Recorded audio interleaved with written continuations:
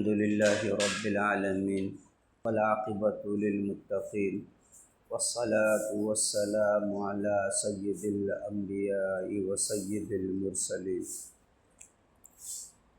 وعلى آله وأصحابه وأزواجه وذرياته وأهل بيته أجمعين.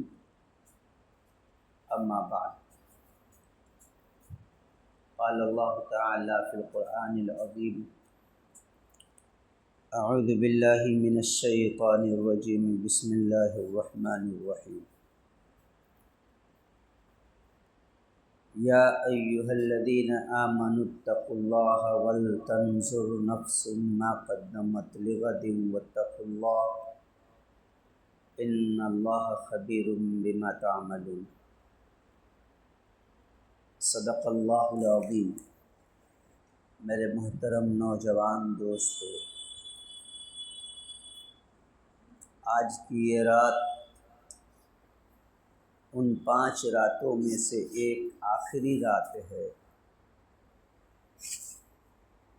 جس میں ہمیں لیلۃ القدر کو تلاشنے کا حکم دیا گیا ہے. نہ جانے آئندہ سال یہ راتیں ہمیں میسر ہو یا نہ ہو، یہ کوئی نہیں جانتا سوائے اللہ کے. یہ رمضان المبارک کا بالکل آخری مرحلہ ہے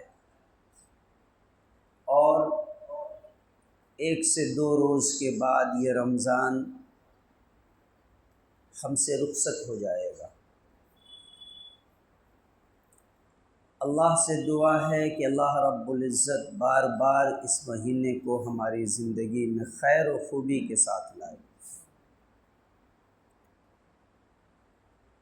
کیونکہ یہ وہ مہینہ ہے جو بڑی خوبیوں کا حامل ہے، اور ہماری زندگی کا جہاں تک معاملہ ہے تو ہماری زندگی کتنی ہے ہم میں سے کوئی نہیں جانتا.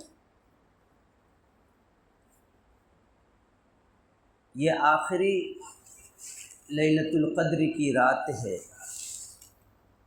اور ممکن ہے کہ آج کے رات کے بعد ایک رات اور ہمیں اس مبارک مہینے کا مل جائے. لیکن ہم اگر غور کریں تو پورا مہینہ رمضان کا گزر گیا، تقریباً گزر گیا. 1-2 دن بچے ہیں، باقی سب گزر گئے.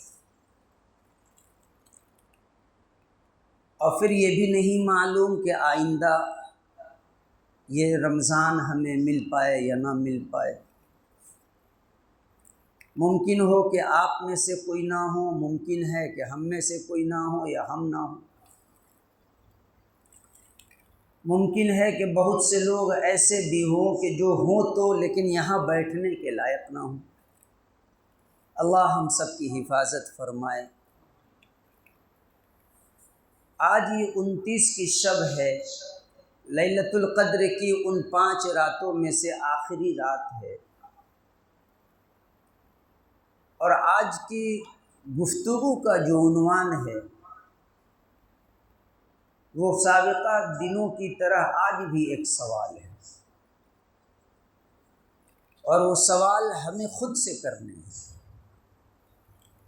اور خود سے وہ سوال بھی کرنے ہیں اور خود کو جواب بھی دینے ہیں کہ یہ جو رمضان المبارک کا مقدس مہینہ آیا، اس مہینے نے ہماری زندگی میں کیا تبدیلیاں لائی. ایک سوال کے لیے ہر انسان غور کرے کہ اللہ کے رسول صلی اللہ علیہ وسلم نے جو فرمایا تھا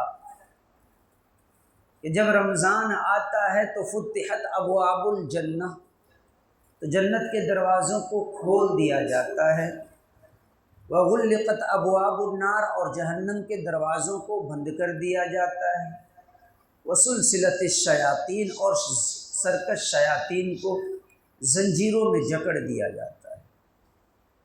سوال ہم خود سے کریں کہ کیا واقعی میں جو جنت کے دروازے کھلے تھے یا اب تک کھلے ہیں، کیا ان دروازوں میں جانے کے ہم حقدار ہو گئے؟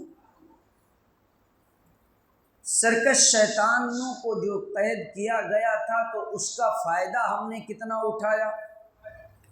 جہنم کے دروازے جو بند کر دیے گئے تھے، کیا حقیقی طور پر ہم نے اپنے آپ کے لیے ہمیشہ کے لیے بند کروا دی؟ یہ ایک سوال ہے کہ جو ہر آدمی اپنے آپ سے سوال کرے۔ دوسرا سوال یہ ہے کہ رمضان کے مقاصد جو تھے وہ مقصد ہم نے کتنے حاصل کیے؟ رمضان اس لیے تو نہیں آیا تھا کہ ہم صرف صبح سے شام تک بھوکے رہ جائیں، پیاسے رہ جائیں، اور پھر یوں ہی ایک ایک دن دو دو دن گزار کے مہینہ گزار دیں اور پھر رمضان چلا جائے، پھر ہم اپنے کام میں چلے جائیں۔ اس لیے تو یہ رمضان نہیں آیا تھا۔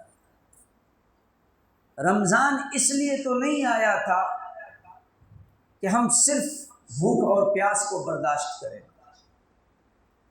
رمضان کے آنے کے مقصد میں یہ کہیں نہیں تھا، یہ نہیں تھا کہ آپ صبح سے شام تک صرف یوں ہی بھوک و پیاس برداشت کریں۔ رمضان چند مقصد کو لے کر کے آیا تھا۔ رمضان کے چند مقاصد تھے۔ سب سے پہلا مقصد جو تھا رمضان کا، وہ مقصد تھا کہ ہم اللہ کے بندوں کو متقی بنا دیں۔ اللہ تعالیٰ نے خود فرمایا، یا ایھا الذین آمنوا کتب علیکم الصیام کما کتب علی الذین من قبلکم لعلکم تتقون، تاکہ تم متقی بن جاؤ، شاید کہ تمہارے اندر تقوی کی صفت آ جائے۔ یہ رمضان کے یہ روزے کو تم پر فرض کیا گیا کہ تاکہ تم متقی بن جاؤ۔ سوال اب ہم یہ کریں کہ کیا یہ مقصد ہم سے حاصل ہوا؟ اس مقصد کو ہم نے کتنا اچیو کیا؟ کیونکہ اللہ تعالیٰ نے فرمایا ہے، یا ایھا الذین آمنوا اتقوا اللہ حق تقاتہ، اے ایمان والو تقوی اختیار کرو جیسا کہ تقوی اختیار کرنے کا حق ہے۔ اے ایمان والو اللہ سے ڈرو جیسا کہ اس سے ڈرنے کا حق ہے۔ اے ایمان والو اللہ کا خوف کھاؤ جیسا کہ اس سے خوف کھانے کا حق ہے۔ اے ایمان والو اللہ سے پرہیز کرو، اللہ کا خیال کرو، اللہ کا لحاظ کرو جیسا کہ اس کا حق ہے۔ اور حق کیا ہے؟ تقوی کا حق کیا ہے؟ تقوی کا حق یہ ہے کہ جس طرح سے انسان روزے کی حالت میں وضو کے وقت منہ میں پانی لے کر کے اور یہ خیال رکھتا ہے کہ ایک قطرہ اگر حلق کے نیچے ہم نے لے لیا اللہ کو خبر ہو جائے گی، اور یہی وہ خیال ہے کہ ہمیں اکیلے میں بھی وضو بنائے تو ہمیں پانی نہیں پینے دیتا، بند کمرے میں بھی رہیں تو ہمیں کھانا نہیں کھانے دیتا، ہم کسی بھی اکیلے میں غم میں مصیبت میں جس حال میں بھی رہیں دنیا کے فحش کاموں میں ہمیں لگنے نہیں دیتا۔ کیوں؟ اس لیے کہ خیال رہتا ہے کہ اللہ کو خبر ہے۔ تو تقوی کا حق یہ ہے کہ جس طرح سے ہم نے روزے کی حالت میں منہ میں پانی لے کر کے اس بات کا خیال رکھا کہ اللہ کو خبر ہے، اگر یہ پانی ہمارے حلق کے نیچے گیا تو اللہ کو معلوم ہو جائے گا۔ یہ تقوی کی مثال ہے۔ حق کیا ہے؟ حق یہ ہے کہ رمضان کے بعد جب آپ روزہ نہیں رکھیں گے، رمضان گزر جائے گا، روزے کی فرضیت ختم ہو جائے گی، تب اس کے بعد بھی آپ کے اندر یہ تقوی کی خصوصیت پیدا رہے، باقی رہے یہ تقوی کی خصوصیت۔ تقوی کا اصل حق یہ ہے، روزے کا مقصد یہی تھا۔ صرف ایک مہینہ کے لیے متقی بن کر کے رہنا یہ کمال نہیں تھا، تقوی کا یہ حق تھا کہ آپ رمضان کے بعد بھی رمضان کی طرح گزاریں، جس طرح رمضان میں اللہ کا خوف، جس طرح رمضان میں اللہ کا خیال، جس طرح رمضان میں منہ میں پانی یا کوئی کھانے کی چیز زبان پہ غلطی سے بھی آ جانے کے بعد حلق کے قریب وہ لقمہ پہنچ جاتا، تب یاد آتا کہ میرا روزہ ہے، ہم تھوک دیا کرتے تھے۔ کیوں؟ اس لیے کہ ہمیں یقین ہے کہ اگر یہ حلق کے نیچے چلا گیا اللہ کو خبر ہو جائے گی۔ پہلا کانسیپٹ تھا روزے کا یہ کہ بندوں کو متقی بنایا جائے، بندوں کے اندر تقوی کی کیفیت اور تقوی کی خصوصیت صفت آ جائے۔ تو پہلا سوال یہ کہ کیا واقعی میں ہم متقی کا یہ کورس ہم نے پورا کر لیا؟ چونکہ میں بارہا کہتا ہوں کہ یہ رمضان کا جو مہینہ ہے وہ ٹریننگ کا مہینہ ہے۔ ہر ڈپارٹمنٹ میں دنیا کے، چاہے وہ پرائیویٹ سیکٹر ہو یا پھر گورنمنٹ سیکٹر ہو یا لمیٹڈ سیکٹر ہو یا ملٹی پرپس سیکٹر ہو، کوئی بھی سیکٹر ہو، وہ اپنے ورکروں کے لیے سال میں ایک مرتبہ کوئی نہ کوئی ٹریننگ کراتا ہے کہ جس سے کام کرنے میں دلچسپی بڑھ جائے۔ اور ٹریننگیں جو ہوتی ہیں تو ذرا سا ہارڈ ہوتی ہیں، ٹریننگ جو ہوتی ہے وہ تھوڑی پریشان کن ہوتی ہے، ٹریننگ جو ہوتی ہے وہ عام دنوں کی طرح نہیں ہوتی ہے، عام دنوں سے ہٹ کے ہوتی ہیں، اس میں محنتیں زیادہ ہوں گی، ڈسپلن زیادہ فالو کرنے پڑیں گے، یہ تمام چیزیں ہوتی ہے ٹریننگ میں۔ رمضان جسٹ لائک ٹریننگ مہینہ ہے، 11 مہینوں کی ٹریننگ، 11 مہینہ تمہیں کیسے گزارنا ہے یہ ایک مہینہ ہے۔ یہی وجہ ہے کہ اس میں بڑا احتیاط کے ساتھ کیا ہوتا ہے، آپ جب بھی کوئی بندہ کسی سروس میں ہوتا ہے اور جب وہاں کوئی گائیڈ نہیں ہوتا ہے تو پھر کوئی بھی ادھر سے دوست آ گیا، اس کے ساتھ چلو ذرا سا وقت دے دیا جائے، کوئی معاملہ آ گیا، چلو آج موڈ نہیں ہے تو آفس میں رہ کر کے بھی ہم آفس کا کام نہ کریں۔ تو اللہ تعالیٰ نے پہلا انتظام یہ کیا کہ سرکش شیطان کو زنجیروں میں جکڑ دیا کہ یہ تمہیں بہکائے نہیں، یہ تمہیں پریشان نہ کرے، تم جو کام کرنے کے لیے تمہیں کہا گیا ہے پوری طرح سے ہماتن متوجہ ہو کر کے اس کام پر دھیان دو۔ تو اس لیے اللہ تعالیٰ نے کیا شیطان کو قید کر دیا۔ اس کے بعد یہ بھی ہوتا ہے کہ جب آپ ٹریننگ میں جاتے ہیں تو ٹریننگ میں آپ کے رہنے کا، آپ کے کھانے کا الگ انتظام ٹرینر کی طرف سے ہوتا ہے، جو ٹرینر کا جو انتظام چلاتے ہیں۔ اللہ رب العزت نے یہ انتظام اپنے ذمے لے لیا اور کیا کہا کہ تمہارے لیے انعام یہ ہے کہ ہم نے جنت کے 8 دروازوں کو کھول دیا ہے، تم جس دروازے سے جانا چاہو اس دروازے کو اپنے نام کر لیں، اور پھر اس کے بعد سے جس طرح سے آدمی جب سروس پیریڈ میں رہتا ہے، بہت سے اس کے معاملات ایسے ہوتے ہیں کہ وہ اپنی سروس کو اسے چھٹی لے کر کے یا کہیں جانا پڑتا ہے، اللہ تعالیٰ نے اس آپشن کو بھی بند کر دیا، کچھ نہیں۔ تو یہ جو مہینہ ہے وہ مہینہ ایک مہینہ اللہ کی طرف سے ٹریننگ کا ہے، اور ٹرینر کتاب اللہ ہے، سنت رسول اللہ ہے، یہ ہمیں ٹرینڈ کرتی ہے۔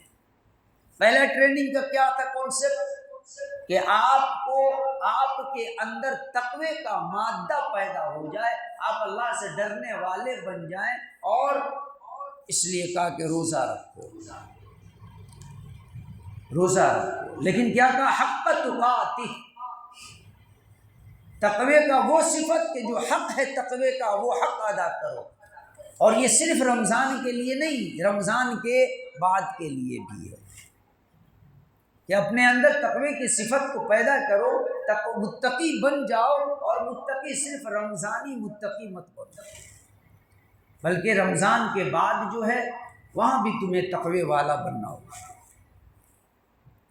حق تقاتی کہا کہ جو تقوی کا حق ہے اور تقوی کا حق یہی ہے کہ جس طرح رمضان کے مہینے میں یا روزے کی حالت میں رمضان میں جب روزہ رکھا، منہ میں پانی لیا، لاکھ پیاس لگی ہو، حلق سوکھ چکا ہو، زبان سوکھ چکی ہو، لیکن منہ میں وضو کے لیے پانی لینے کے بعد جو خیال رہتا ہے کہ اللہ ہے جو میری کیفیت کو جان رہا، اللہ ہے جو اس پانی کے قطرات کو دیکھ رہا، اللہ ہے جو میرے دل کی کیفیت کو جان رہا، میرے دل کی ہر ایک سوچ کو سے واقف ہے، وہ اللہ ہے، اسے معلوم ہو جائے گا کہ یہ پانی جان بوجھ کر گیا ہے یا پھر انجانے میں گیا ہے۔ تو تقوی کا حق کیا ہے؟ تقوی کا حق یہ ہے کہ رمضان کے بعد بھی یہ خصوصیت تمہارے اندر پیدا ہے، اور وہ کس طرح؟ وہ اس طرح سے کہ چاہے تم بھیڑ میں رہو یا تنہائی میں رہو، چاہے تم رات کی تاریکی میں رہو یا پھر دن کے اجالوں میں رہو، چاہے تم خوشی میں رہو یا بہت بڑے غم میں رہو، چاہے تم آرام میں رہو یا پھر تکلیف میں رہو، جس کیفیت میں رہو، جس حال میں رہو، جس طرح سے تمہیں منہ میں پانی لے کر کے اللہ کا خیال تھا کہ اللہ کو خبر ہے، اللہ دیکھ رہا میری حالت کو، اس حال میں بھی تمہیں اس بات کا خیال رہے کہ میرے غم کو بھی اللہ جان رہا، میری خوشی کو بھی اللہ جان رہا، میری آرام کو بھی اللہ جان رہا، میری پریشانیوں کو بھی اللہ جان رہا، میرے دن کے اجالوں کو بھی اللہ دیکھ رہا، رات کی تاریکیوں میں بھی اللہ دیکھ رہا، بھیڑ میں بھی اللہ دیکھ رہا، تنہائی میں بھی اللہ دیکھ رہا، ہر حال میں اللہ تمہارے حال سے واقف ہے۔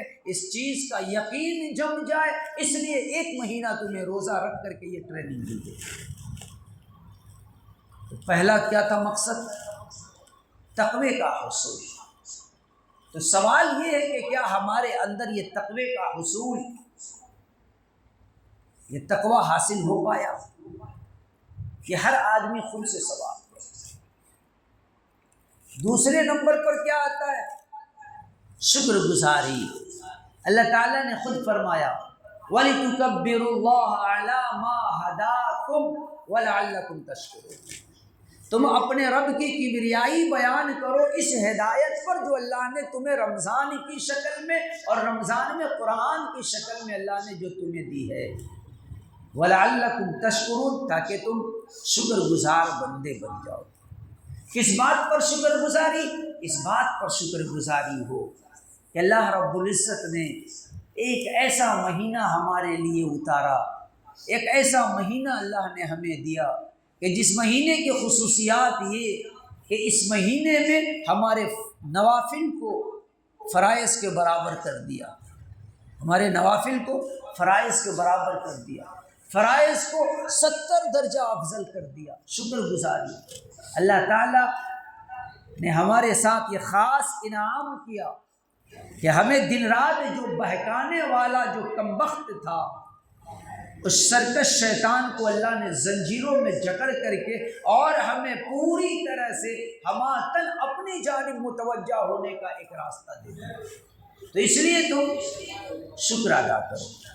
اور قرآن کا ایک اصول ہے لَإِن شَكَرْتُمْ وَلَأَزِيدَنَّكُمْ، کہ تم شکر ادا کرو گے، اللہ تعالیٰ نے کہا کہ ہم اور بڑھا کر کے تمہیں دیں گے، اور زیادہ دیں گے۔ تو اللہ تعالیٰ نے یہ جو دوسرا جو رمضان المبارک کے روزے کا جو دوسرا مقصد، وہ مقصد کیا ہے؟ شکر گزاری، کہ ہم اللہ کے شکر گزار بندے بن جائیں۔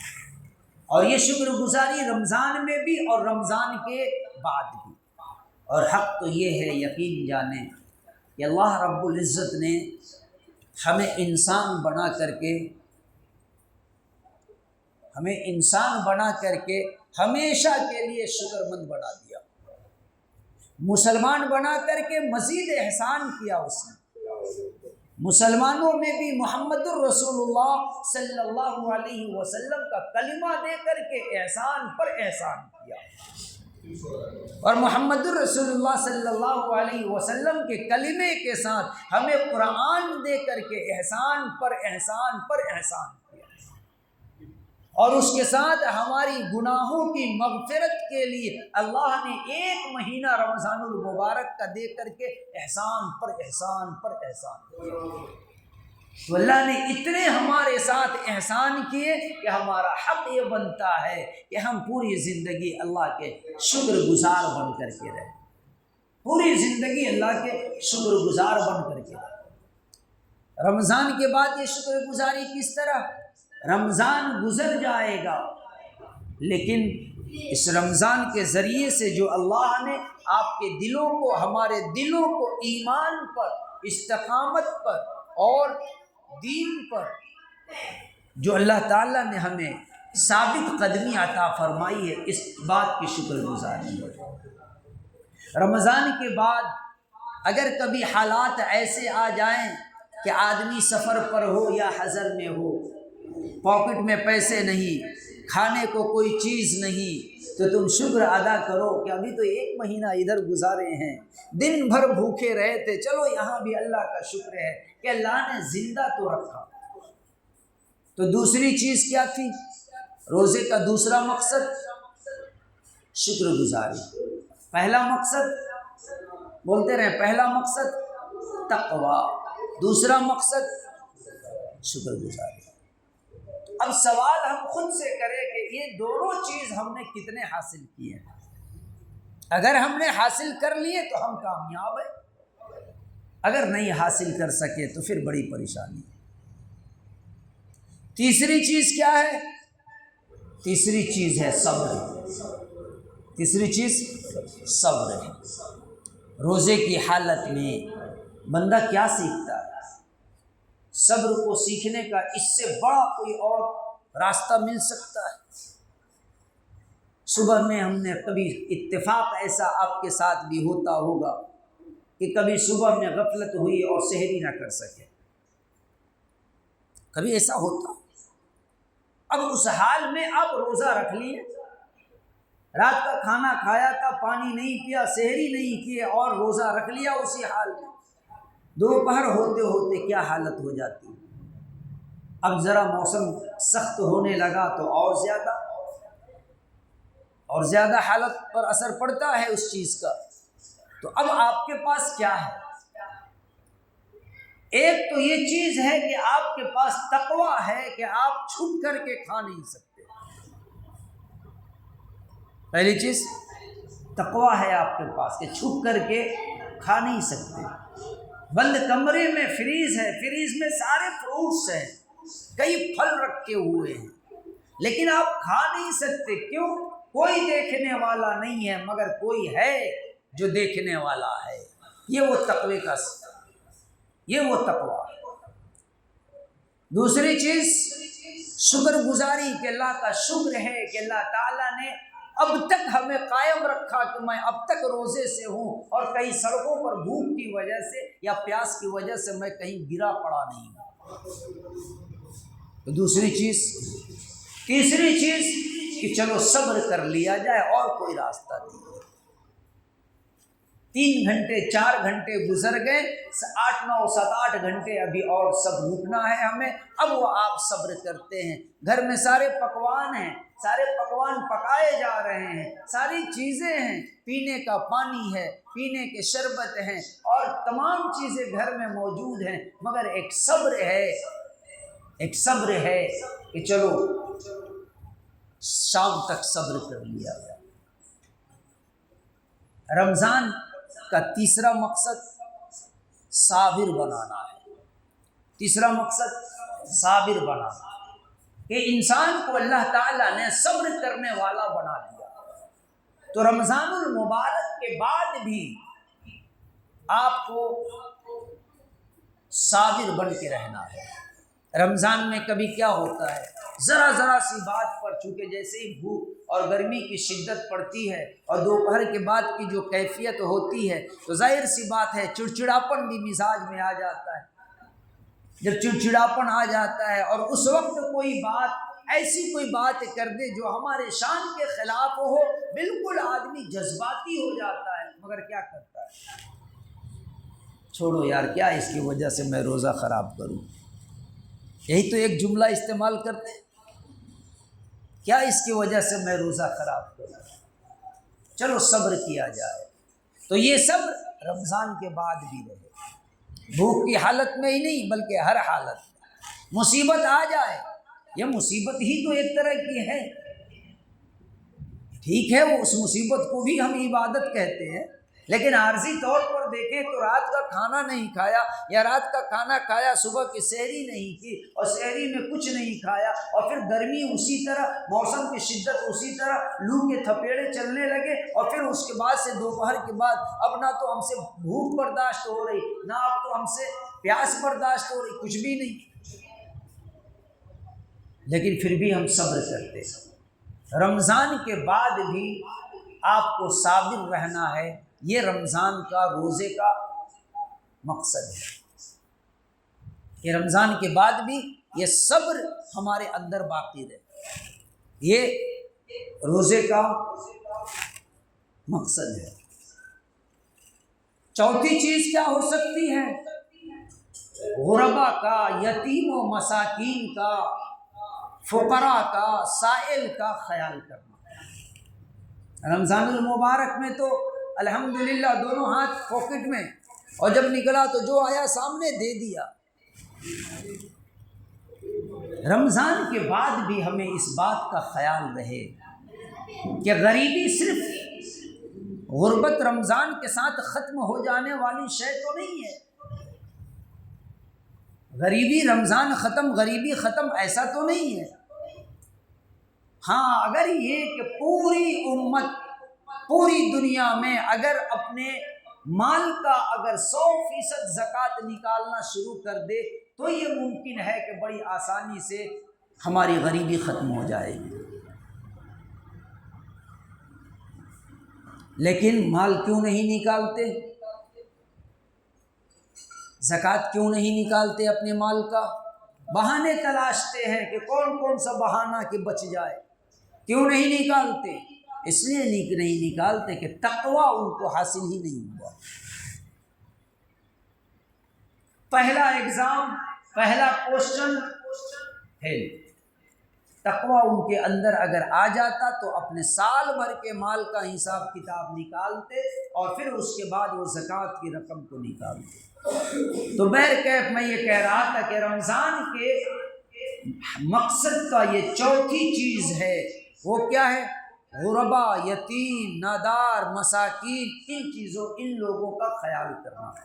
رمضان میں ہم الحمدللہ خوب کرتے ہیں، اور اتنا کرتے ہیں کہ بیچارے غیر مسلم بھی لکھپتی بن جاتے ہیں، 1-1 روپے 2-2 روپے وصولی کر کے۔ رمضان کے بعد بھی یہ چیز باقی رہے، یہ کیفیت ہمارے اندر آئے کہ جس طرح ہم رمضان المبارک کے مقدس مہینے میں اللہ تعالیٰ کے ان بندوں کا، ان غربا، یتیموں، مساکین کا، نادار کا خیال کرتے ہیں، رمضان کے بعد بھی یہ کیفیت باقی رہے۔ یہ رمضان المبارک کا ایک مقصد یہ بھی ہے، رمضان کا ایک مقصد یہ بھی ہے کہ یتیم کا، مساکین کا، فقراء کا، غربا کا خیال کیا جائے۔ ایک مقصد یہ بھی ہے۔ اور کیا چیز ہو سکتی ہے؟ نوافل کا اہتمام، ذکر و اذکار کا اہتمام۔ ہم دیکھیں کہ عام دنوں کے بنسبت ظہر میں اکثر لوگ کوشش یہ کرتے ہیں کہ 12 رکعت پڑھ لیں، عصر میں 8 رکعت پڑھ لیں، مغرب میں 7 رکعت پڑھ لیں، اور عشاء میں 37 رکعت پڑھ لیں۔ لیکن رمضان ختم ہونے کے بعد بہت سے بیچارے ایسے ہیں کہ جو صرف سنت مؤکدہ ڈھونڈیں گے کہ کون کون ہے۔ فرض واجبات، فرض واجب اور سنت مؤکدہ، نفلیں چھوڑ دیں، سنت غیر مؤکدہ بھی کبھی اتفاق سے کوئی پڑھ لے تو بڑی بات ہے، کوئی پڑھ لے بڑی بات ہے۔ تو اس روزے کا ایک مقصد یہ بھی تھا کہ آپ کی زبان اللہ کے ذکر سے لبریز ہو جائے، اللہ کا ذکر آپ کی زبانوں پر ہمیشہ رہے۔ ذکر و اذکار میں اضافہ ہو جائے، آپ ذاکرین میں شمار ہو جائیں، آپ ذاکر بن جائیں، اللہ کا ذکر کرنے والے بن جائیں، آپ صابر بن جائیں، آپ شاکر بن جائیں اور آپ ذاکر بن جائیں، اور پھر اس کے بعد سے تو ایک تو چیز یہ کہ ذکر و اذکار کی کیفیت بڑھ جائے، بندہ ذکر کرنے والا بن جائے۔ اس لیے رمضان المبارک میں اکثر نوجوان بلکہ سارے لوگ، چاہے وہ کوئی بھی جو کلمہ گو ہے، جس کے دل میں رمضان المبارک کی عظمت اور رمضان المبارک کی محبت ہے، وہ آپ دیکھیں گے اسے کہ رمضان المبارک میں ذکر و اذکار میں اضافہ ہو جاتا ہے۔ اور ذکر و اذکار بڑی آسان چیز ہے میرے بھائی، ذکر و اذکار بڑی آسان چیز ہے۔ اس کے لیے آپ چلتے پھرتے بھی ذکر و اذکار کرتے رہیں، کیا حرج ہے؟ چلتے پھرتے آپ بائک چلا رہے ہیں، ذکر و اذکار نہیں کر سکتے؟ سبحان اللہ الحمدللہ پڑھنے میں کون سا گیئر لگانا ہے؟ آپ چل رہے ہیں، پھر رہے ہیں، بیٹنگ کر رہے ہیں، کرکٹ کھیل رہے ہیں، آپ جو کام کریں۔ تو یہ رمضان کا ایک کانسیپٹ یہ تھا، یہ مقصد تھا کہ میرے بندے میرا ذکر کرنے والے بن جائیں، روزے کا ایک خلاصہ ہے۔ اور نوافل کا اہتمام کرنے والے بن جائیں۔ شیخ زکریا رحمۃ اللہ علیہ نے ایک بڑی زبردست بات لکھی ہے میرے بھائی، واقعی بڑوں کی جو بات ہوتی ہے بہت بڑی ہوتی ہے اگر آپ غور کریں۔ فضائل اعمال میں شیخ زکریا رحمۃ اللہ علیہ نے ایک بات لکھی ہے کہ اللہ رب العزت بندہ جب نوافل سے دور ہونے لگتا ہے، بندہ جب نوافل سے دور ہونے لگتا ہے تو پھر اس سے سنتوں کی توفیق چھین لی جاتی ہے، وہ سنتوں سے پھر دور ہونے لگے گا، اور جب سنتوں سے دور ہو جائے گا تو پھر واجبات سے دور ہونے لگے گا، اور جب واجبات سے دور ہونے لگے گا تو پھر فرائض سے دور ہونے لگے گا۔ اور یہ پریکٹیکلی چیز ہے کہ جو بندہ تمام نوافل کا اہتمام کرنے والا ہے، کیا امید ہے کہ اس سے سنن چھوٹ جائیں گے؟ کبھی نہیں چھوٹیں گے۔ ارے جو نفل کا اہتمام کر رہا ہے اس سے بھلا کہاں سے سنت چھوٹ جائے؟ اور جو بندہ سنتوں کا اہتمام پابندی سے کرنے والا ہے وہ کبھی واجب نہیں چھوڑ سکتا۔ لیکن جب بندہ نوافل کو بالکل اگنور کر دے گا، اور آج ہمارے معاشرے کا یہ حال ہے کہ ہم نوافل سے بہت دور جا چکے ہیں، نوافل سے بہت دور جا چکے ہیں، اور یہی وجہ ہے کہ رمضان میں ہم کچھ نوافل پڑھ لیتے ہیں، رمضان کے بعد پھر نوافل دھیرے دھیرے ختم، اور 2-4 دنوں کے بعد بلکہ 15 دن پہنچتے پہنچتے مسجد میں گنتی کے جہاں 4 صف ہوتے تھے 15 نمازی رہ جاتے ہیں۔ کیوں؟ اس لیے کہ پہلے نوافل کی توفیق اس کی ختم ہو گئی، نوافل کو جب اس نے ڈینائی کرنا شروع کر دیا، نوافل کو جب چھوڑنے کا عادی ہو گیا، پھر سنت کی اس کے پاس سے توفیق ختم ہو گئی، اور جب سنت توفیق ختم ہو گئی، سنت کو جب چھوڑنے لگا تو اب پھر واجبات کو بھی لگا چھوڑو ہٹا، دلیل بھی لے کر کے آئے گا۔ امام بخاری رحمۃ اللہ علیہ نے ایک حدیث نقل کیا ہے، اللہ کے نبی صلی اللہ علیہ وسلم کے پاس ایک صحابی نے آ کر کے پوچھا، یا رسول اللہ جنت میں جانے کے لیے ہم کیا کریں؟ تو کیا کہا؟ دن بھر میں 5 فرض نماز پڑھو، اور کچھ؟ تو کہا کہ اور چاہو تو نوافل پڑھ لو، کیا اس کے علاوہ؟ کہا کہ زکوٰۃ دو۔ کیا کہا؟ زکوٰۃ دو۔ اس کے علاوہ؟ تو کہا کہ چاہو تو نفلی صدقہ خیرات کر دو، اور کچھ؟ تو کہا کہ تم حج کرو۔ تو کہا اور اس کے علاوہ؟ تو کہا چاہو تو عمرہ بھی کر لو، اور کچھ؟ روزہ رکھو جو فرض ہے تمہارے اوپر، رمضان المبارک کا روزہ فرض ہے وہ رکھو۔ کہا اور کچھ؟ تو کہا کہ چاہو تو نفلی روزہ رکھ لو۔ شروع میں تھا کہ تم اللہ کی وحدانیت کی، رسول اللہ کی گواہی دو، رسالت کی گواہی دو، وہ بندہ جا رہا ہے اور جاتے جاتے وہ یہ کہہ رہا ہے خدا کی قسم نہ اس سے میں کم کروں گا نہ زیادہ کروں گا، نہ اس سے کم کروں گا نہ زیادہ کروں گا۔ اللہ کے نبی صلی اللہ علیہ وسلم نے صحابہ سے مخاطب ہو کر کے کہا کہ اگر اس چیز پر اپنے قول پر یہ قائم رہا اور عمل کرتا رہا تو کوئی جنتی کو دیکھنا چاہے تو اس کو دیکھ لے۔ اللہ کے نبی صلی اللہ علیہ وسلم نے جنتی کا پروانہ دے دیا۔ اب وہ حدیث اٹھا کر کے لائیں گے کہ وہاں تو صرف بات فرض ہی کی تھی، نوافل سنن یہ سب تو اختیاری دے دیا تھا۔ ہم کیوں بھول جاتے ہیں کہ وہ دور صحابہ تھا؟ ہم کیوں بھول جاتے ہیں کہ وہ نبی پاک صلی اللہ علیہ وسلم کی حکمرانی کا دور تھا، مودی کی حکمرانی کا دور نہیں تھا۔ ہم کس دور میں ہیں ذرا غور تو کریں۔ رمضان کے بعد کبھی آج تک اس امت نے کبھی زکوٰۃ کے مسئلے کو نہیں پوچھا۔ زکوٰۃ کا مسئلہ کب یاد آئے گا؟ جب رمضان آئے گا۔ میں بارہا کہتا ہوں رمضان کا زکوٰۃ سے کوئی لینا دینا نہیں ہے۔ قرآن کریم میں آپ جہاں کہیں بھی پڑھیں گے نا، نماز کے ساتھ زکوٰۃ کو جوڑا ہے۔ اقیموا الصلاۃ وآتوا الزکاۃ، نماز قائم کرو اور زکوٰۃ دو، اکثر جگہوں پر۔ کیوں؟ اس لیے کہ نماز بھی وقت پر فرض ہے، زکوٰۃ بھی وقت پر فرض ہے۔ نماز دن بھر میں 5 وقت فرض ہے اور زکوٰۃ سال میں مال لگ گیا، سال لگ گیا مال پر تو 1 بار فرض ہے۔ لیکن یہ رمضان آیا تو روزے کے مسائل کم اور امت زکوٰۃ کے مسئلے زیادہ لے کے پہنچتی ہے، اور رمضان ختم تو پھر اب صدقے کا بھی مسئلہ نہیں کوئی پوچھتا۔ ہاں کوئی اتفاق سے معلوم ہوا کہ دادا ہاسپٹلائز ہیں، ڈاکٹر نے اب کہہ دیا کہ اب کوئی فائدہ نہیں ہے علاج کا، تو اب کہیں گے کہ مولانا سوچ رہا ہوں کہ ایک بکرا دے دوں صدقے کی نیت سے۔ اللہ کے بندے پہلے بھی تو دے سکتے تھے، کیوں؟ صدقے کی توفیق ختم ہو گئی اور امت نے زکوٰۃ نکالنا چھوڑ دیا۔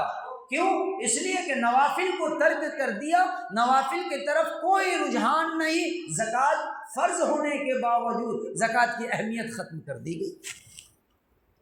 پریکٹیکلی بات بتاؤں میں، ابھی عید الفطر کی نماز ہونے والی ہے۔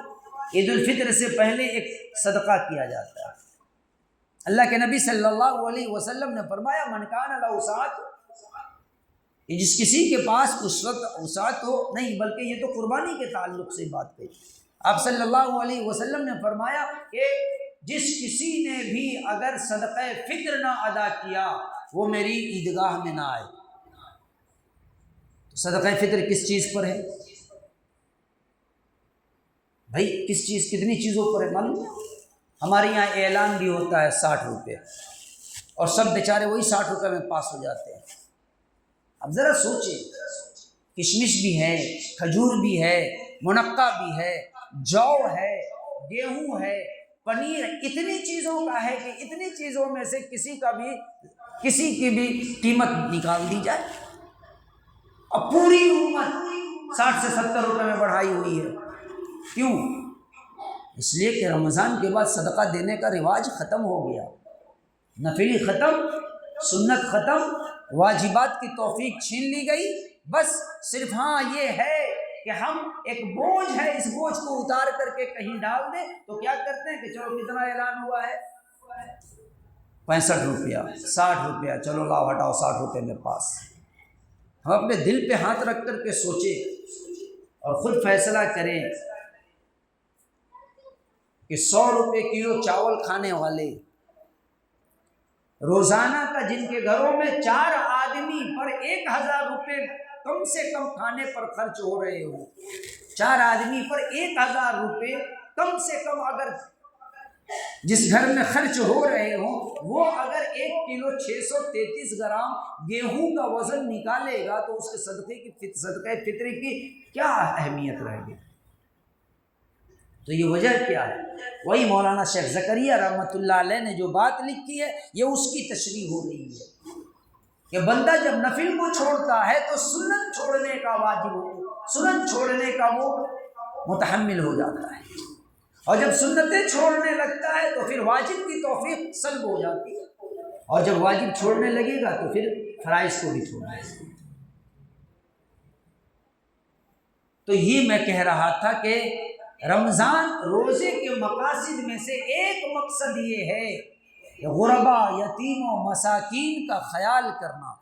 جس طرح رمضان میں ہم نے بھوک برداشت کی، پیاس برداشت کی، وہاں سے ایک میسج ہمیں یہ لے کر کے جانا ہے کہ جس طریقے سے ہم نے رمضان المبارک میں بھوک برداشت کیا ہے اور بھوک کے درد کو، پیاس کے درد کو ہم نے سمجھا ہے، عید کے موقع پر اگر ہمارے کپڑے ہمارے والدین نہ بناتے، ہم نہ بنواتے، اگر کپڑے ہمارے کپڑے اگر نہ بن پاتے تو ہم پر کیا گزرتی، عیدگاہ جانے میں بھی ہمیں شرم اور عار محسوس ہوتی۔ رمضان کے بعد خیال رکھیں کہ رمضان کے بعد غریبی، یتیمی، فقراء اور مساکین کی تنگ دستی ختم نہیں ہوتی، ان پر خیال کیا جائے۔ یہ رمضان کے مقاصد، روزے کے مقاصد میں سے ایک مقصد یہ بھی ہے، ایک مقصد یہ بات کہاں سے آئی؟ نوافل کا اہتمام، نوافل کا اہتمام۔ ہم اپنی زندگی میں نوافل کو لاتے ہیں، چاہے وہ صدقہ فطر ہو، چاہے وہ صدقات ہو، یا پھر وہ نمازوں کے نوافل ہو۔ نمازوں کے علاوہ جو اور بھی 5 وقتہ نمازوں کے علاوہ اور بھی ہیں، اشراق ہیں، چاشت ہیں، اوابین ہیں، تہجد ہے، صلاۃ التسبیح ہے، یہ تمام نماز ہیں۔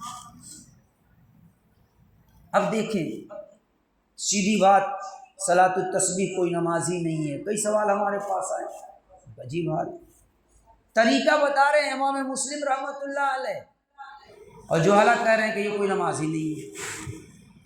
کیوں؟ اس لیے کہ نہ ہم پڑھیں گے، ہم سے تو یہ توفیق پہلے ہی سلب کر لی گئی ہے، تمہارے پاس یہ توفیق ہم کاہے رہنے دیں؟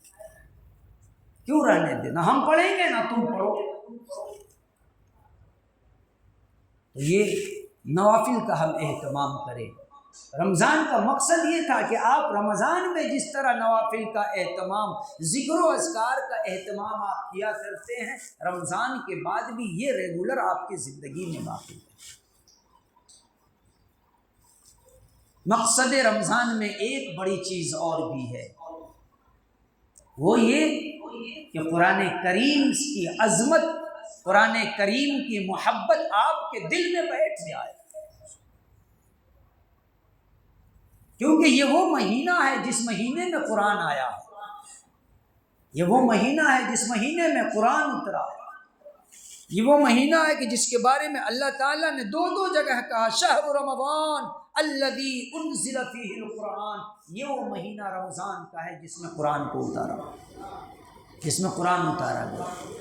تو کہیں کہا لیلۃ القدر خیر من الف شہر انا انزلناہ فی لیلۃ القدر، یہ وہ مہینہ، یہ وہ رات ہے لیلۃ القدر کی جس میں قرآن کو اتارا۔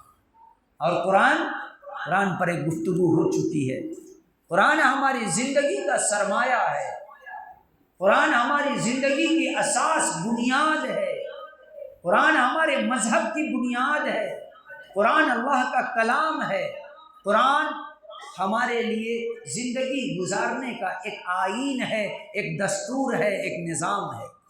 ہم اس نظام کو کتنا جانتے ہیں؟ محلے کے نظام کو نہیں جانتے، قرآن کے نظام کو کیا جانیں؟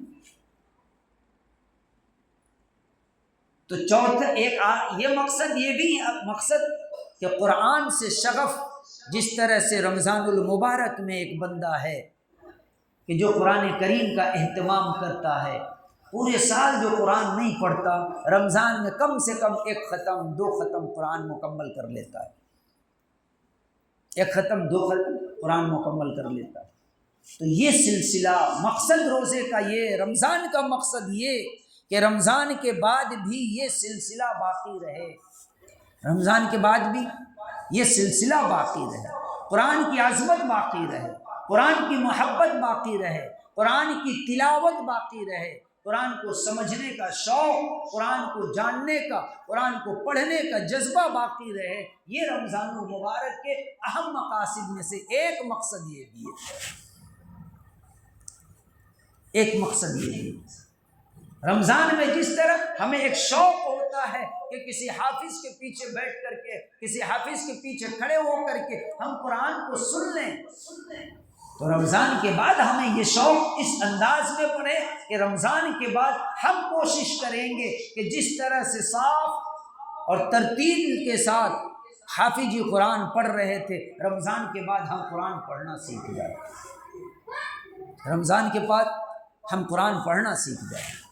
اللہ کے نبی صلی اللہ علیہ وسلم نے ایک مقام پر فرمایا ہے کہ قرآن کو سیکھنے والا اور وہ بندہ کہ جس کو سیکھنے میں بڑی دشواری ہو سیکھنے میں، اللہ تعالیٰ اس کو سیکھنے کا 2 اجر دیتا ہے، ایک سیکھنے کا اور اس کی ایک کوشش کرنے کا۔ یہ وہ قرآن ہے، اس لیے ایک مقصد یہ کہ قرآن کو پڑھنے کا شغف ہو، قرآن کی عظمت، قرآن کو سمجھنے کا اور قرآن کو سیکھنے کا ایک ہمارے دل میں ایک ملکہ پیدا ہو جائے۔ رمضان کے مقاصد میں سے ایک مقصد یہ بھی ہے۔ تو کتنے مقاصد ہو گئے قرآن کریم کی؟ روزہ اور رمضان المبارک کے یہ چند مقصد ہیں۔ پہلا مقصد متقی بن جانا، کہ ہم ہمیشہ کے لیے متقی بن جائیں۔ دوسرا مقصد کہ ہم شاکر بن جائیں، اللہ کا شکر ادا کرنے والے بن جائیں۔ تیسرا مقصد ہم ذاکر بن جائیں، اللہ کا ذکر کرنے والا بن جائیں۔ چوتھا مقصد نفلوں کا اہتمام کرنے والا بن جائیں۔ پانچواں مقصد غربا، یتیم، فقراء، مساکین کا درد مند بن جائیں۔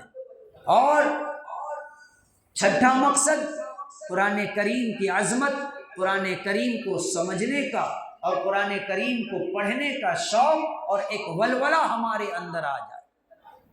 اور ایک اور مقصد ہے جو بڑا مقصد ہے، وہ کیا ہے؟ ترک معصیت، گناہوں کو ترک کر دینا، گناہوں کو ترک کر دینا۔ بلکہ ترک معصیت کے بجائے میں یہ کہوں کہ نفرت معصیت تو زیادہ بہتر ہے، کہ گناہوں سے نفرت کرنا یہ ایک خاص مقصد ہے۔ روزے کی حالت میں بتائیں، آپ پوچھیں کسی بھی اس انسان سے کہ جو رمضان المبارک کے پہلے گناہوں کے دریا میں ڈوبا ہوا تھا، گناہوں کے دریا میں ڈوبا ہوا تھا۔ کئی طرح کے گناہ ہیں، کئی گناہ کے اقسام ہیں جس میں کوئی نہ کوئی انسان ڈوبا رہتا ہے۔ اب رمضان المبارک کے مہینے میں اگر اس بندے سے یہ کہہ دے کہ چلو یہ گناہ کیا جائے، تو وہ بندہ ڈانٹ کر کے بھگا دے گا، سیدھا ڈائلگ کیا مارے گا؟ اللہ تعالیٰ سب شیطان کو قید کر دیے، تم کو کاہے چھوڑ دیے؟ کیوں؟ اس لیے کہ اس رمضان کے مہینے میں فطری طور پر اسے گناہوں سے نفرت ہو گئی ہے، گناہوں سے نفرت ہو گئی ہے۔ تو روزے کا ایک بڑا مقصد یہ ہے کہ گناہوں کو ترک کر دیا جائے، گناہوں سے نفرت کرنے کی خصوصیت ہمارے دل میں پیدا ہو جائے، گناہوں سے نفرت پیدا ہو جائے۔ کوئی بھی گناہ کی جگہ پہ جانا ہو نفرت ہو جائے، گناہ کا کام کرنا ہو نفرت ہو جائے، گناہ بولنا ہو نفرت ہو جائے، گناہ کا کوئی بھی باطل کلام سننا ہو نفرت ہو جائے۔ اللہ کے نبی صلی اللہ علیہ وسلم نے اسی مقصد کو واضح فرماتے ہوئے کہا تھا کہ جو بندہ روزہ رکھ کر کے اور غلط باتوں سے، باطل باتوں سے خود کو نہ روکے، باطل باتوں کو کہنے سے یا سننے سے خود کو نہ روکے، اس کے لیے کوئی فائدہ نہیں کہ وہ بھوکا اور پیاسا رہ کر کے اور یوں ہی پھر اللہ کے کہے کہ ہم روزہ ہیں، کوئی فائدہ نہیں اس کے روزے کا۔ تو گناہ کا یہ روزے کا یہ بڑا مقصد ایک یہ ہے کہ گناہوں سے نفرت ہو جائے۔ یقیناً یہ امید کر سکتا ہوں میں اللہ کی رحمت سے، آپ سے یہ امید کر سکتا ہوں کہ اس وقت اگر آپ کو اس رمضان کے مہینے میں کوئی گناہ کے طرف آپ کو دعوت دے، آپ اس کی دعوت کو انکار کر دیں گے۔ اور بڑی جذباتیت کے ساتھ آپ انکار کریں گے، کہیں نہ کہیں آپ ظاہر کریں گے کہ مجھے نفرت ہو چکی ہے اس سے۔ رمضان کا مقصد یہی تھا کہ یہ نفرت رمضان کے بعد بھی آپ کے سینے میں باقی رہے، گناہوں سے نفرت باقی رہے۔ تو یہ وہ چند مقاصد ہیں کہ جو روزے کے مقاصد ہیں، رمضان کے مقاصد ہیں۔ اب ہر آدمی خود سے سوال کرے، ہر ایک اپنے آپ سے پوچھے، ہم میں سے کتنوں نے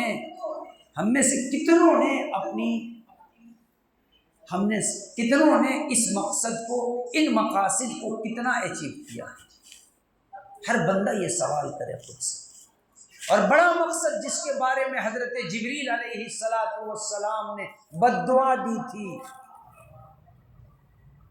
اللہ کے نبی صلی اللہ علیہ وسلم نے آمین کہہ کر کے اس دعا کی قبولیت کی سفارش کی تھی، من ادرک رمضان فلم یغفر لہ فابعدہ اللہ، جس کسی نے بھی رمضان المبارک کو پایا اور اس کی گناہوں کی مغفرت نہ ہو سکی، اللہ رب العزت اس کو اپنی رحمت سے دور کر دے، اللہ تعالیٰ اس کو ہلاک کر دے، اللہ تعالیٰ اس کو گمراہ کر دے، اللہ تعالیٰ اس کو برباد کر دے۔ یہ جبریل نے بد دعا دی تھی، اور رسول اللہ صلی اللہ علیہ وسلم نے ممبر پر چڑھتے ہوئے جمعے کے دن رمضان کے مہینے میں آمین کہی تھی۔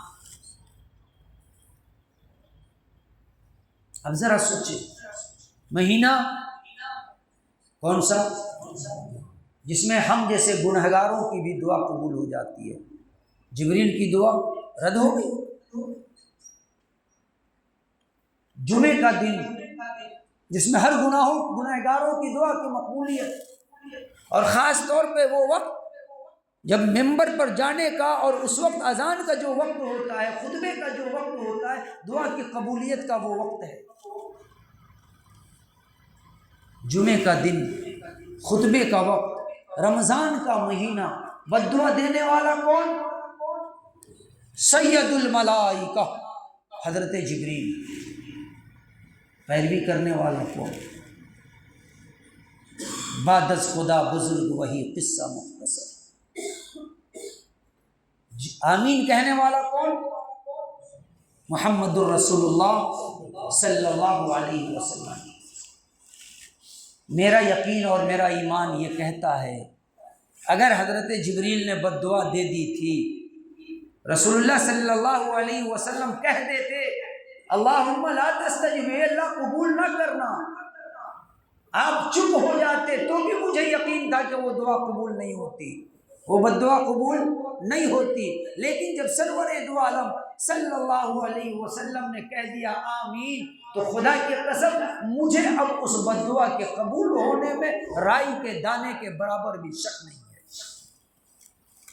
کیونکہ بارہا کہتا ہوں، اپلیکیشن دینے والے سے زیادہ بڑا رول پیروی کرنے والے کا ہوتا ہے۔ تو روزے کا ایک مقصد یہ بھی، کون سا؟ اپنے آپ کو گناہوں سے مغفرت کرانا، اپنے آپ کو گناہوں سے پاک ہو جانا، یہ ایک مقصد۔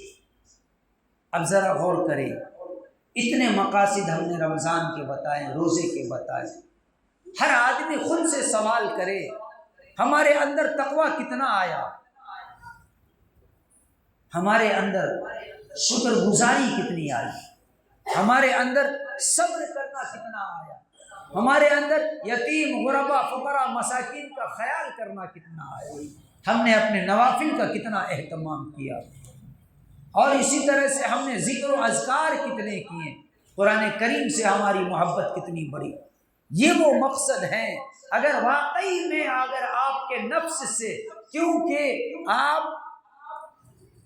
آپ کے دل سے بڑا فیصلہ آپ کے حق میں اور کوئی نہیں کر سکتا، کیونکہ آپ نے کیا کیا ہے یہ ایک آپ کو معلوم ہے اور دوسرا اللہ کو معلوم ہے۔ تو اس لیے ہر آدمی یہ سوال کرے کہ روزے کا حصول، روزے کے مقصد کو آپ میں سے کس کس نے کتنا اچیو کیا؟ اگر واقعی آپ کا دل یہ کہے کہ یقیناً ہم نے حق ادا کر دیا، تو پھر مبارک ہو ان کے لیے،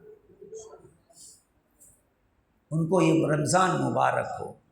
یہ مہینہ مبارک ہو، یہ رات مبارک ہو، ہر دن مبارک ہو، اور اس مہینے کے ہر ایک ایک سیکنڈ اور ایک ایک پل مبارک ہو۔ لیکن اگر دل نے اقرار کر لیا کہ نہیں یار تو بڑا مجرم ہے، تو نے ان چیزوں میں سے کسی بھی چیز کو حاصل نہیں کیا، تو پھر آج کی رات ہے اور کل کی رات ہے، اللہ کے حضور سجدے میں جا کر کے ہم گڑ گڑائیں کہ اے اللہ یہ رمضان کا مقدس مہینہ گزر گیا، ہم گنہگار کے گنہگار رہ گئے، ہمیں معاف فرما۔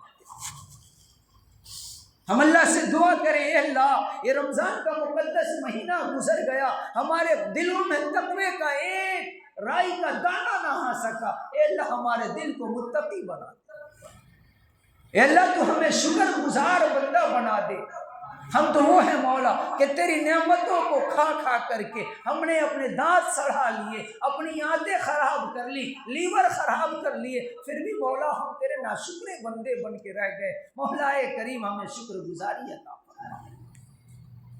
ہم اللہ سے دعا کریں اے اللہ تو نے سب کچھ دیا، باوجود اس کے ہم صبر کرنا نہ سیکھ سکے، اے اللہ تو ہمیں صابر بنا، اے اللہ ہمیں نماز کی توفیق دے، اے اللہ ہمیں نوافل سے بھی محبت کرنے والا بنا، سنن و واجبات سے محبت کرنے والا بنا، ہمیں اپنے ہر ایک ایک احکام سے محبت کرنے والا بنا۔ ہم دعا کریں کہ اے اللہ جو تیرے یتیم غریب بندے ہیں، اے اللہ تو ہمیں اتنا نواز کہ ہم ان غربا کی غربت کو ختم کر سکے، مسکینوں کے ہاتھ پر کفالت کا ہاتھ، مسکینوں کے سروں پر کفالت کا ہاتھ رکھ سکے۔ ہم اللہ سے مانگے میرے بھائی، بغیر مانگے تو ایک باپ پیسہ نہیں دیتا، بغیر مانگے تو ماں کھانا نہیں دیتی، بغیر مانگے اللہ کیسے دے دے گا؟ ہم اللہ سے مانگنا سیکھیں، ہم اللہ سے مانگنا سیکھیں۔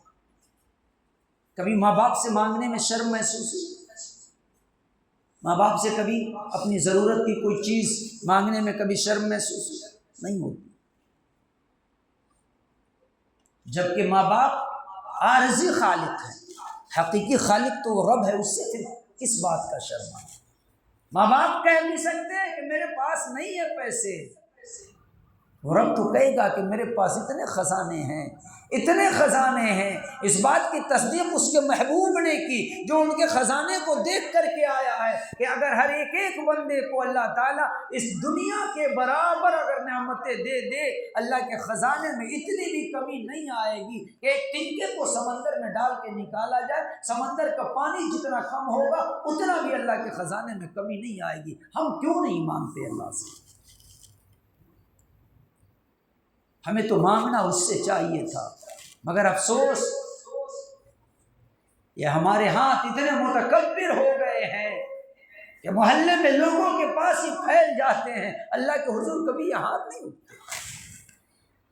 ہم اللہ سے دعا کریں اے اللہ یہ تیرا عظیم قرآن ہے، یہ عظیم کتاب ہے جس کتاب کے بارے میں تیرا دعویٰ ہے، لو انزلنا هذا القرآن على جبل لرأيته خاشعا متصدعا من خشية اللہ۔ اس قرآن کو اگر پہاڑوں پہ اتار دیا جاتا تو وہ ریزہ ریزہ ہو جاتا، تم اپنی آنکھوں سے دیکھتے۔ اے اللہ اس قرآن کی عظمت ہمارے سینے میں ڈال دے۔ اے اللہ ہمارا دل گنہگار ہے، ہمارا دل بالکل زنگ آلود ہو چکا ہے، مولا ہمارے دل کے زنگ کو دور کر دے، ہمارے دلوں کی زنگ کو دور کر دے۔ اے اللہ ہمیں تجھ سے مانگنے میں شرم آتی ہے، اے اللہ مجھے معاف کر کے ہمیں مانگنے کی توفیق دے دے۔ ہم اللہ سے مانگے میرے بھائی، آج اور کل یہ 2 رات ہے، آج اور کل 2 رات ہے، یہ دونوں رات ہم مانگیں۔ ایک حدیث بارہا آپ نے سنی ہوگی، اللہ کے رسول صلی اللہ علیہ وسلم نے فرمایا کہ اللہ تعالیٰ نے اس مہینے کو 3 حصوں میں تقسیم کیا، اولہ رحمہ واوسطہ مغفرہ وآخرہ عتق من النار۔ پہلا عشرہ رحمت کا، دوسرا عشرہ مغفرت کا، تیسرا عشرہ جہنم سے نجات کا۔ ہندوستان کے ایک بہت بڑے عالم گزرے ہیں، میں آپ کو بتا دوں، حضرت مولانا خلیل الرحمن سجاد نعمانی دامت برکاتہم العالیہ کا نام سنا ہوگا آپ نے۔ ان کے والد بزرگوار حضرت مولانا منظور نعمانی صاحب رحمۃ اللہ علیہ، اللہ کروڑوں رحمتیں ان کی قبر پر اتارے، اس حدیث کی تشریح اتنی زبردست انہوں نے کی ہے، اولہ رحمہ، کہ پہلا جو 10 دن ہے قرآن کریم کی، ابھی تفسیر چل رہا تھا سورہ واقعہ کا، اور سورہ واقعہ میں اللہ تعالیٰ نے ایک بات کہی ہے، وَكُنْتُمْ أَزْوَاجًا ثَلَاثَةً، کہ قیامت کے دن تم سب 3 جماعتوں میں ہو جاؤ گے، 3 جماعت میں ہو جاؤ گے۔ اور یہاں پر کیا کہا؟ یہاں پر رمضان کو کتنے حصوں میں بانٹا؟ 3 حصوں میں۔ تو حضرت مولانا منظور نعمانی رحمۃ اللہ علیہ نے کہا کہ اول رحمہ، کہ اس کا پہلا عشرہ رحمت کا ہے، اس سے مراد یہ ہے کہ جو اللہ کے مقرب بندے ہیں، جو اللہ کے متقی بندے ہیں، جو پہلے سے ہی آلریڈی متقی تھے، تقوی والے تھے، اللہ والے تھے، اللہ کے بڑے چہیتے تھے، بڑی قربت والے تھے، اللہ کے ہر احکام پر عمل کرنے والے تھے، یہ 10 دن ان کے لیے ہے کہ ان پر اللہ کی رحمتیں ہوتی رہتی ہیں۔ دوسرا طبقہ مومنین کا، یعنی عام مومنین کا، جو کبھی نیکی بھی کر لیتے ہیں، کبھی گناہ بھی کر لیتے ہیں، شاید اس کیٹیگری میں ہم لوگ آ جائیں۔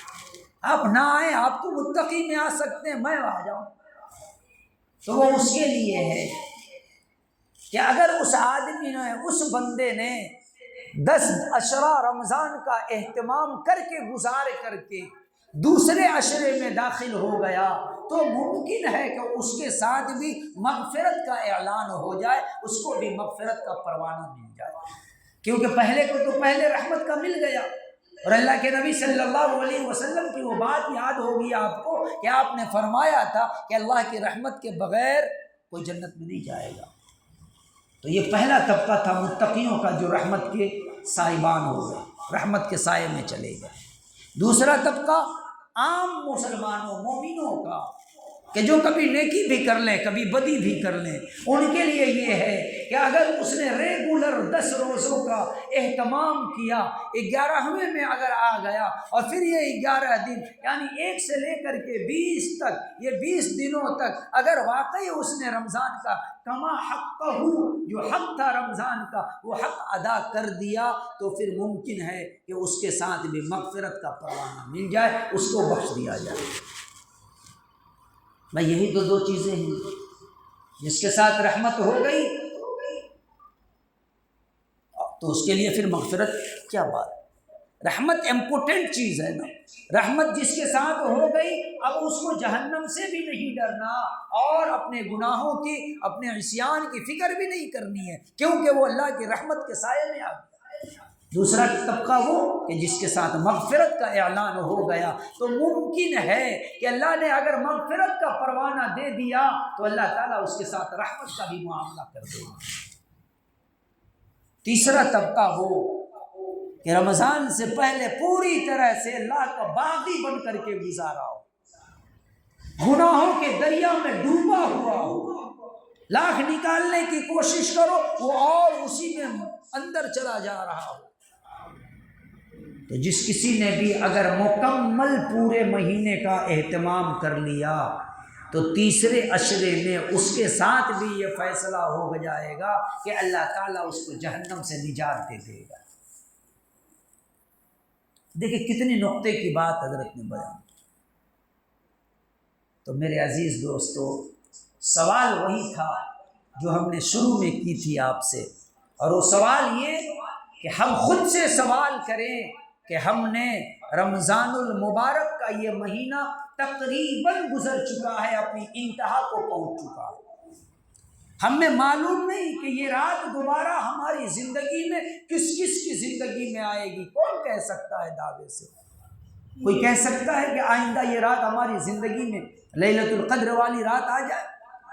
کوئی کہہ سکتا ہے کہ اس رمضان کے بعد ہم آئندہ رمضان میں ہم زندہ رہیں گے؟ کوئی نہیں جانتا۔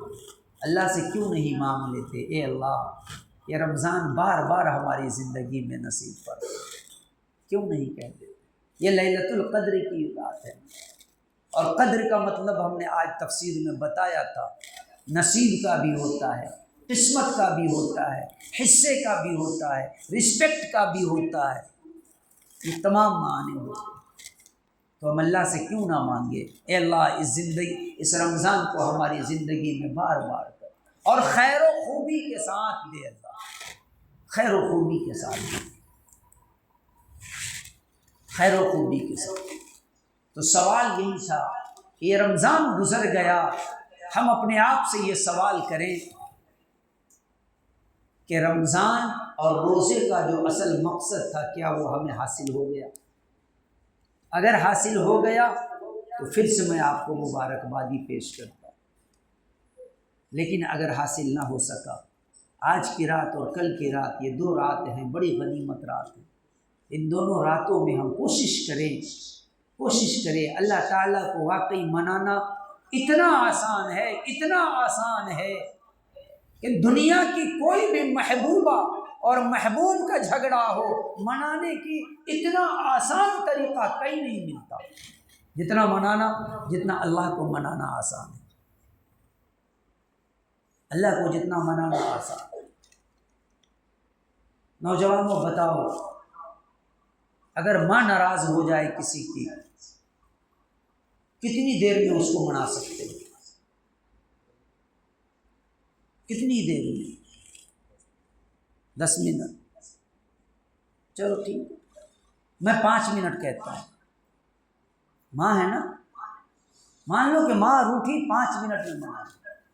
اب ایک واقعہ جو میں پہلے بھی بیان کیا تھا، امام ترمذی رحمۃ اللہ علیہ نے جو نقل کیا ہے، وہ واقعہ بتا کے میں بات مکمل کر رہا ہوں کہ کفل نام کا ایک شخص بنی اسرائیل کا جو بہت بڑا گنہگار، دنیا کی کوئی بھی ایسی گناہ نہیں کہ جو نہ کیا ہو، دنیا کا ہر گناہ، قتل سے لے کر کے زنا تک لے کر کے چوری سے لے کر کے ہر ایک گناہ کیا، بہت گناہ کیا۔ آخری گناہ اس نے یہ جرات کی تھی کہ ایک کوئی خاتون تھی، اس خاتون نے اس سے سوال کر دیا اپنی بھوک کی وجہ سے، مجبوری کی وجہ سے، اور اس خاتون کو اس نے اپنے کمرے پر رات میں بلایا اپنی ضرورت پوری کرنے کے لیے، گناہ کے لیے۔ اس وقت 60 دینار میں یہ معاملہ طے ہوا۔ وہ خاتون وقت پر آئی، اور عین وقت پر آنے کے بعد جب وہ بندہ اس کی طرف لپکا اپنی ضرورت پوری کرنے، تو اس خاتون نے بس اتنا کہا کہ اے کفل، خدا کی قسم کھا کر کے کہتی ہوں، اگر آج میں مجبور نہیں ہوتی، مجھے ابھی بھی اللہ کا خوف ہے، اللہ شاہد ہے کہ اگر میں مجبور نہیں ہوتی تو یہ گناہ کے لیے قدم نہ بڑھاتی۔ اس کیفیت میں آ کر کے للکفل کو یہ احساس ہوا، اور اس نے اتنا کہا کہ جس خدا کا تو نے خیال کیا ہے وہی خدا شاہد ہے کہ میں نے تجھے چھوا تک نہیں ہے، یہ رقم لو اور تو واپس چلی جا۔ وہ عورت واپس چلی گئی۔ اس کفل کو اتنا صدمہ ہوا کہ زبان سے کوئی روایت نہیں ملتی ہو کہ زبان سے کہا ہو کہ اللہ معاف کر دے، کوئی روایت نہیں ملتی ہے، لیکن ہاں یہ لکھتے ہیں کہ وہ بندہ اسی رات مر گیا۔ اب تو محلے کا سب سے اوباش آدمی، سب سے بدتمیز آدمی، سب سے گنہگار آدمی، کون اس کے دروازے پر جائے؟ کون اس کی تجہیز و تکفین کرے؟ کون اس کی تدفین کی سوچے؟ جو بھی آتا دیکھتا کیا بات ہے، آج کفل کا دروازہ ابھی تک قفل ہے، بند ہے، کھلا نہیں۔ امام ترمذی رحمۃ اللہ علیہ لکھتے ہیں کہ اللہ کے رسول صلی اللہ علیہ وسلم نے فرمایا کہ اس گناہگار کے دروازے پر، اب گناہگار میں کہہ رہا ہوں استغفر اللہ، اس بزرگ کے دروازے پر اللہ تعالیٰ نے ایک عربی کا جملہ یا جو اس وقت کی جو زبان جو ہوگی اس زبان میں ایک لفظ لکھ دیا، قد غفر اللہ للکفل، یقین جان لو کہ اللہ نے کفل کو بخش دیا۔ کتنا سیکنڈ لگا؟ کتنا سیکنڈ لگا؟ صرف ایک فیصلہ تھا کہ جس خدا کا تجھے خیال ہے، افسوس آج تک میں اس خدا کا خیال نہیں کیا، اس خدا کو شاہد بنا کر کے میں کہتا ہوں کہ میں نے تجھے کچھ نہیں کیا۔ اتنا سا معاملہ تھا، اور اللہ تعالیٰ نے اس کی مغفرت کا اعلان کر دیا۔ میرے بھائی وہ تو بنی اسرائیل کا تھا نا، وہ تو بنی اسرائیل کا تھا، اس کے پاس تو قرآن بھی نہیں تھا، اس کے پاس تو محمد الرسول اللہ جیسے کوئی رسول بھی نہیں تھے۔